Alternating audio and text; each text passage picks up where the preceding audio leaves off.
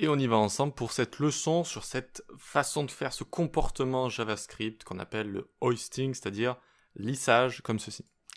Donc on va expliquer ça de A à Z.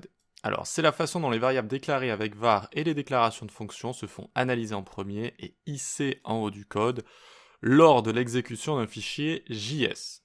Qu'est-ce que ça veut dire tout ça? Eh bien ça veut dire que si je fais var âge égale 99, je peux loguer âge avant de l'avoir déclaré comme ça. C'est bizarre, non? Ce n'est pas très logique. On dirait que c'est un peu contre-intuitif. Mais qu'est-ce que ça me retourne? Ben, ça me retourne undefined comme ça. Mais ça me retourne pas d'erreur. Alors que si j'avais let et const ici, j'aurais une erreur. Vous voyez? Je ne peux pas y avoir accès avant l'initialisation.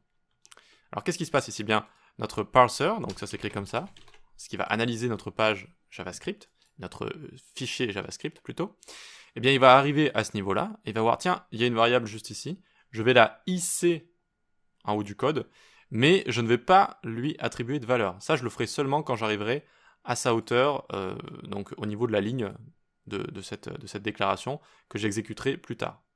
C'est pour ça, entre autres, que let et const ont été créés. C'est pas que pour ce comportement, mais c'est un comportement qui est plutôt négatif, parce que de 1, ça renvoie pas d'erreur, de 2, ça renvoie undefined, et ça ne renvoie pas la valeur qu'on a assignée à cette variable. D'accord?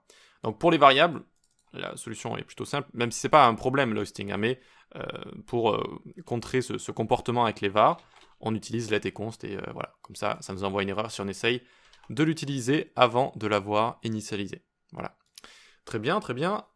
C'est la même chose avec les fonctions, mais avec les fonctions, ce n'est pas forcément une erreur. C'est-à-dire que si je fais fonction foo comme ça, et que je return foo, je peux l'exécuter ici. Hop, ça me retourne foo ici, très bien. Et je peux également l'exécuter au-dessus. Donc rappel, hein, pour monter comme ça, c'est Alt, flèche du haut et du bas, comme ça vous permet de monter directement. Et on voit que ça fonctionne, parce que c'est exactement la même chose qu'avec les var, c'est-à-dire que l'analyseur va en premier lieu repérer toutes les déclarations de fonctions et les variables déclarées avec var, et les hisser en haut du code. C'est un peu comme si c'était comme ceci en fait. Imaginez ça à chaque fois. D'accord? Toutes les fonctions vont être hissées en haut du code, donc ensuite je peux les utiliser quoi, tranquillement. Voilà. Hop, hop.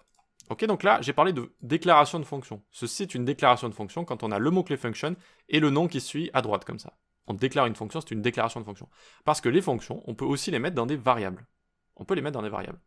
Donc si je fais, par exemple, const foo est égal, et là, je prends ça, je le mets là, et j'enlève foo juste ici. Et là, on voit que j'ai bloqué ce comportement de hissage. J'ai bloqué le hosting, en fait. Vu que j'utilise une constante juste ici, et que je ne peux pas avoir accès à foo avant l'initialisation. Donc, eh bien, ça ne va pas fonctionner. Que ce soit une let, une const, ou pour le coup, même avec var, mais pour une autre chose. Parce que var, ici, est considéré, comme je vous l'ai montré tout à l'heure, comme undefined. Donc là, on essaye d'exécuter undefined, en fait. Dans tous les cas, ça va contrer ce comportement de hosting.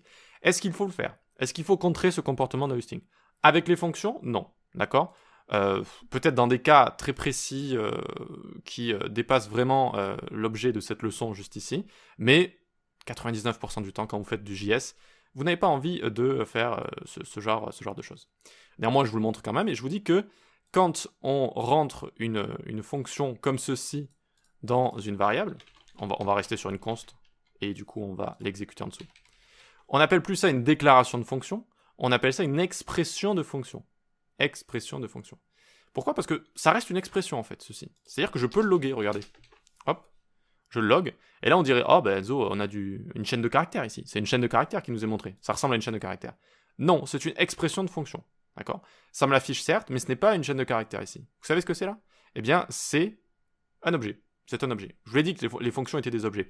Donc par exemple ici, si je fais, par exemple, au lieu de faire ça, je peux juste loguer foo comme ça sans l'exécuter, vous voyez? Ça me fait la même chose. Ça me log en fait l'expression de fonction qu'il y a dans cette constante. Et si je fais typeof ceci à votre avis? À votre avis? Eh bien, function juste ici. Et vous allez me dire, bon, bah t'as dit que c'est un objet, que c'était pas une fonction. Mais les fonctions sont des objets. Les fonctions sont des objets, sont des first class objects, des objets qu'on peut exécuter. Et pour vous prouver ça, je vais vous montrer une autre technique. En fait, certaines fois, le navigateur va afficher des objets d'une certaine manière. D'accord? C'est-à-dire qu'il va les afficher un certain format, notamment avec les dates qu'on verra plus tard, avec les regex, etc., etc. Et donc là, c'est exactement ce qui se passe ici. Là, on est en présence d'un objet, mais il l'affiche il nous montre pas ses propriétés en fait, il nous montre pas ses propriétés, ses méthodes, etc. Comment on pourrait forcer le navigateur à nous montrer tout ça? Eh bien, il existe une méthode qui s'appelle dir, console dir foo, et là, ah tiens, je peux l'ouvrir ça. Et tiens, qu'est-ce que j'ai? Eh bien, j'ai mon objet en fait. Vous voyez que c'est bien un objet?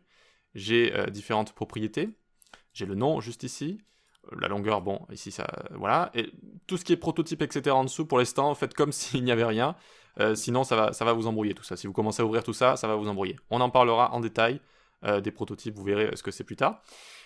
Mais pour l'instant, eh bien, voilà, sachez qu'on est bien en présence d'un objet. On est bien en présence d'un objet juste ici. Même avec une expression de fonction comme ça. Vous voyez? On peut voir le nombre d'arguments, etc., etc. Donc par exemple ici, si j'avais param 1, param 2, param 2 juste ici, tac, hop. Donc on voit bien que ça s'est écrit juste là. Où vont-ils être écrits ces paramètres? Ici, dans le constructeur. Bon, on ne parle pas de ça pour l'instant, c'est juste pour vous montrer que c'était bien un objet. Et ça par contre c'est très intéressant, un console dir comme ça, c'est très intéressant. Par exemple, plus tard on verra des regex, ce sont des modèles pour détecter des chaînes de caractères. Donc ça se présente comme ceci, slash, le modèle slash. Et vous voyez que ceci, alors on pourrait croire aussi que c'est une chaîne de caractères, on pourrait se dire bah oui ça aussi c'est une chaîne de caractères. Non. Type of ici, hop c'est bien un objet. Et si je fais console.dir, hop on a bien du coup l'objet que je peux ouvrir comme ça. Voilà. Ok? Voilà, donc il faut vraiment prendre ça en compte, que parfois la console va vous afficher des objets dans une certaine syntaxe, en fait, une certaine représentation de cet objet en fonction de ce que c'est. Parce qu'ils ont trouvé ça plus logique de le montrer comme ça. Un peu comme document.body par exemple. Donc c'est le body de notre document, hein, c'est le corps de notre document. Bon, il n'y a rien à l'intérieur, mais vous voyez comment il nous le montre ici? Il nous le montre comme de l'HTML. Alors que c'est bien un objet ici, regardez, hop, console.dir, et là, vous avez accès à pléthore de propriétés et de méthodes. C'est normal. Voilà pour ça, donc c'était juste pour vous faire ce petit aparté, et on va revoir, alors je vais peut-être enlever ça. Hop, on va revoir ça, donc ça c'est une expression de fonction que je passe dans ma constante, et quand je déclare une fonction comme ceci, on appelle ça donc une déclaration de fonction. Juste pour la syntaxe, hein, juste pour votre vocabulaire, ceci est une expression de fonction, ceci est une déclaration de fonction. Voilà.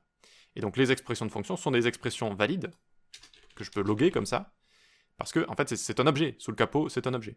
Objet que je peux détecter ou voir plus en détail avec console.dir, comme ça. Voilà. Ok, très bien. Et pour revenir on va peut-être pouvoir laisser ça comme ça. Pour revenir au sujet principal, donc c'est cette histoire de hoisting.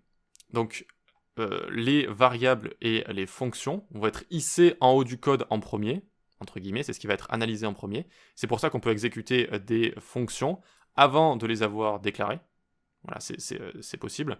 Et ce n'est pas forcément un problème en JavaScript.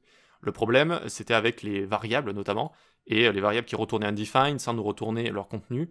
Là, ça peut poser problème, ce n'est pas un comportement souhaitable. Voilà. Mais sinon, au niveau des fonctions, c'est tout à fait correct. C'est tout à fait correct. Et du coup, là, regardez, je vais enlever ma constante juste ici. Donc, du coup, je rajoute le nom de ma fonction juste là. D'accord?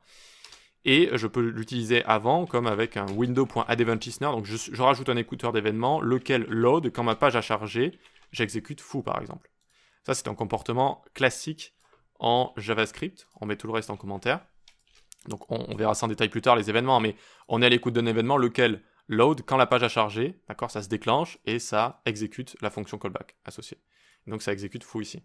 Et ça, c'est très courant, et ce n'est pas une erreur, hein. Ce n'est pas une erreur, ce n'est pas quelque chose d'étrange ou quoi que ce soit. C'est un comportement classique. Voilà. Voilà pour ça. Donc la prochaine fois que vous verrez une fonction exécutée avant sa déclaration, vous comprendrez pourquoi, parce qu'elle a été analysée en premier, mise entre guillemets en haut de notre code, et on y a donc ensuite accès partout dans notre code comme ça. Voilà pour ça.